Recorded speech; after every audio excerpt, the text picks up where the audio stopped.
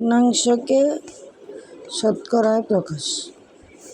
এই অঙ্কটা ভগ্নাংশ দেওয়া আছে, এটা আমরা শতকরায় প্রকাশ করব। আর আগের অঙ্কটা ছিল শতকরায় দেওয়া ছিল, ভগ্নাংশে প্রকাশ করেছি। এটার জন্য আমাকে শতকরা তো আমরা জানি 100, এটাকে 100 দিয়ে গুণ করব। এখানে 4/3 আছে, আবার গুণ শতকরা, এই শতকরার জন্য দিলাম 100। এখন এই 4 হচ্ছে নিচে, 4 নিচে, 100 হচ্ছে উপরে।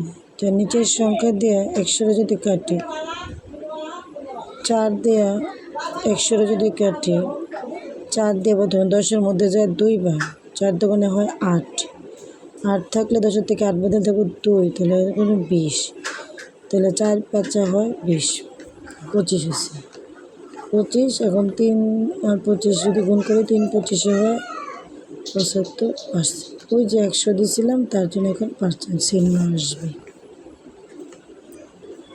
তারপরে আবার সেম এটাও 5/3 গুণ 100 গুণ 100 সমান সমান দিই।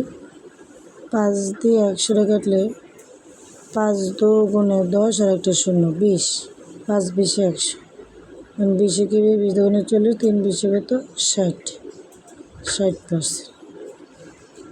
এখন হচ্ছে এটা আবার 4/2 গুণ 100। 4 দেওয়া যদি 100-কে কাটি, 4×25 100, আবার 4 দুগুণে 8 থাকলো 2, এনে নামাইলাম 20, আর 5×5 20, 25 দুগুণে হয় 50, 50%।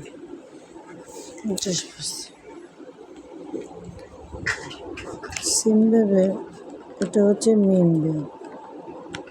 100/24 দিলাম গুণ 100। এখানে একটা 100 আছে আগে থেকে, এখন আমি শতকরার জন্য নিয়ে আসলাম 100। 100 দিয়ে যদি 100-কে কাটি বলি, তাহলে কত হয় 1, 24-একে 24%।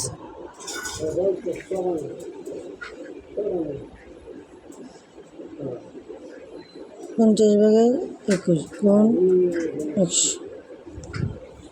100 আচ্ছা 50-একে 50, 50 দুগুণে হয় 100, 50 দিয়ে 50 হচ্ছে নিচে, 100 হচ্ছে উপরে।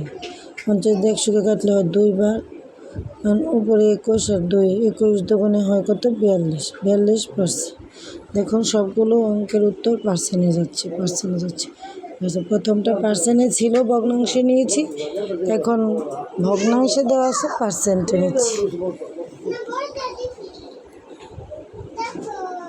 20/23 গুণ 100, 20 দিয়ে 100 কাটলে 5 20 হয় 100, 5 দিয়ে 3 5 15, 35 1, 10 আর 1 কত হয় 11।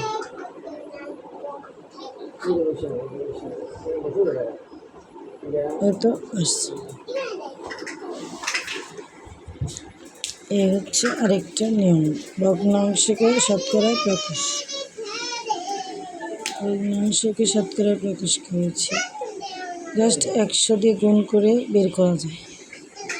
এটা কঠিন কিছু না, সবাই দেখে লাইক করবেন, কমেন্ট করবেন।